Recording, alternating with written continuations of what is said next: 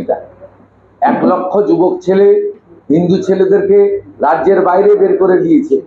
Jagdeep Dhankhar vice president, তখন রাজ্যপাল, তিনি হেলিকপ্টার করে আসামে গেছেন, বাইরে গেছেন। এটা কবে হয়নি পশ্চিমবঙ্গে? পঞ্চায়েত ভোটে 820 কোম্পানি প্যারামিলিটারি শেষ মুহূর্তে এসেছিল, তাদেরকে নামতে দেওয়া হয়নি। 55টা মার্ডার হয়েছে পঞ্চায়েত ভোটে, তার মধ্যে 25 জন মুসলমান। কবে হয়নি? দাদা প্রথমে বোমা শব্দটা ছিল পুলিশের টুইটে, তারপরে বোমা শব্দটাই সরিয়ে দিয়েছে। 10 মিনিট বাদে বাচ্চাটা মারা গেল। এরপরে আসবে এটা অরাজনৈতিক ঘটনা,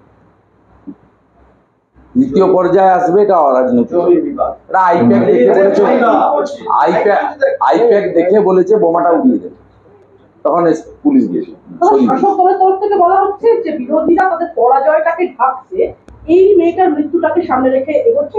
আমরা কোনোদিন জিতবো বলি, আমরা জিতবো বলি। উপনির্বাচনে কি হয় সবাই জানে। উদয়ন গুহ 1,60,000 ভোটে যেতে,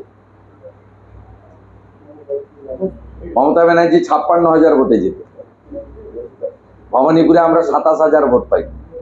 আবার সেই ভবানীপুরে সমানে লড়াই হয়, 9টা ওয়ার্ডের মধ্যে 6টা ওয়ার্ডে হারে।